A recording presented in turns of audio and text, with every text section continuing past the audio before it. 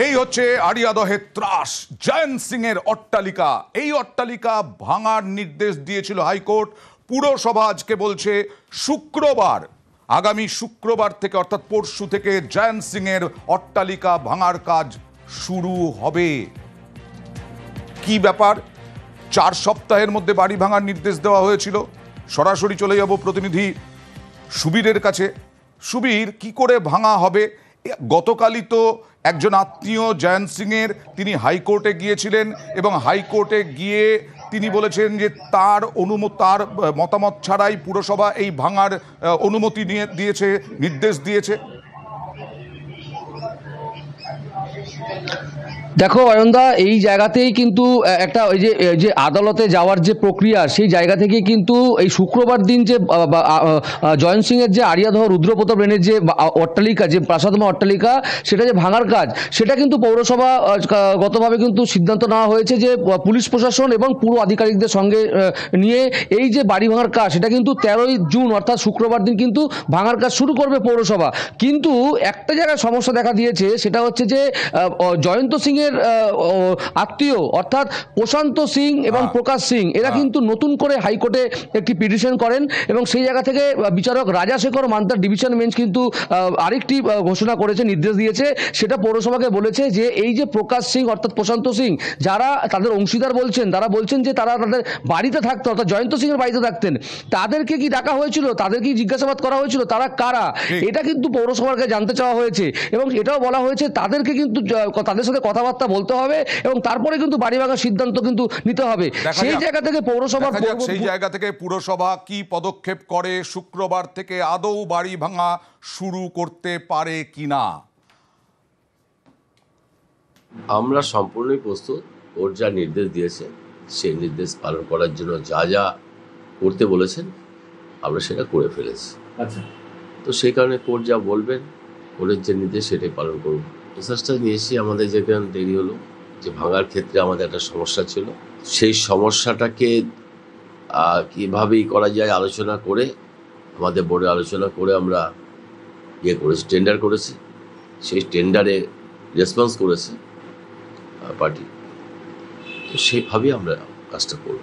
পুরসভা বলছে ভাঙা হবে, কিন্তু জয়ন্ত সিং কি কোনো কৌশল নিচ্ছে যে বিভিন্ন জনকে দিয়ে মামলা, আবার এই বাড়ি ভাঙা রুখতে আবার এবার জয়ন্ত সিং এর ভাই বলে উল্লেখ করা আছে, তিনি মামলা করেছেন। সরাসরি চলে যাব, হাইকোর্ট থেকে রয়েছেন আমাদের প্রতিনিধি অর্ণব। অর্ণব, কে মামলা করলো, কি মামলা হলো?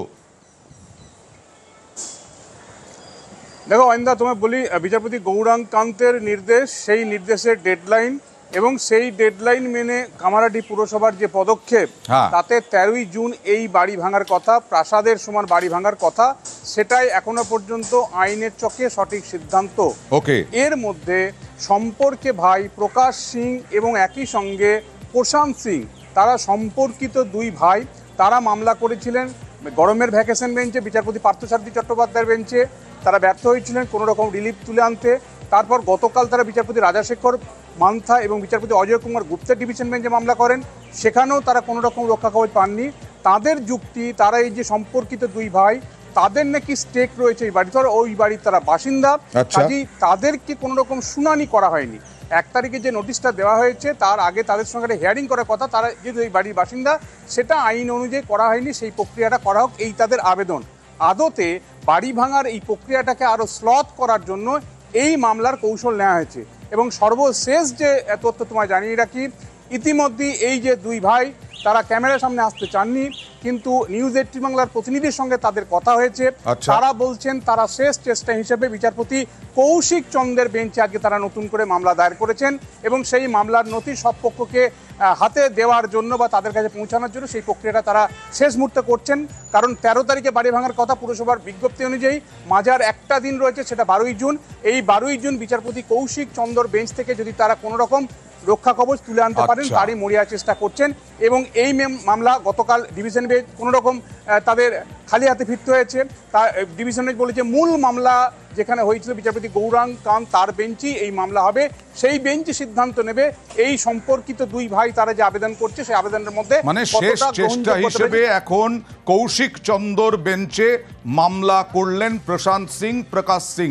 আমরা এই যে অর্ণব বলছিলেন যে আমাদের প্রতিনিধির সঙ্গে ফোনে কথোপকথন হয়েছে প্রশান্ত সিং এর, কি বললেন দেখুন।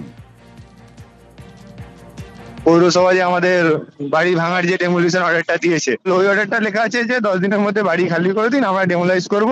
হাইকোর্ট থেকে অর্ডার আছে, কিন্তু হাইকোর্টের অর্ডারটা আপনি দেখেছেন, ওখানে লেখা আছে উইদিন 4 উইকস আপনি বাড়ি ডেমোলাইজ করার জন্য যা যা মানে স্টেপ নিয়েছেন আমাকে রিপোর্ট করুন উইদিন 4 উইকস। তো এটা একটা মিসকমিউনিকেশন হয়েছে মানে পৌরসভা আর হচ্ছে হাইকোর্টের অর্ডারের মধ্যে। হাইকোর্ট কোনোদিন বাড়ি ডেমোলাইজ করার অর্ডার দেয় না। হাইকোর্ট হচ্ছে দেখে যে ডেমোলাইজ করার জন্য ঠিক হচ্ছে বা না হচ্ছে, ডেমোলাইজ করার অর্ডার দিতে পারে পৌরসভা। ডেমোলিশন অর্ডার দেওয়ার আগে আমাদেরকে হিয়ারিং এ ডাকতে হবে পৌরসভাকে। পৌরসভা আজ অব্দি ডাকেনি, তাহলে ডেমোলিশন অর্ডারটা পৌরসভা দিল কি করে? এর বিরুদ্ধেই আমরা ফাইল করেছি।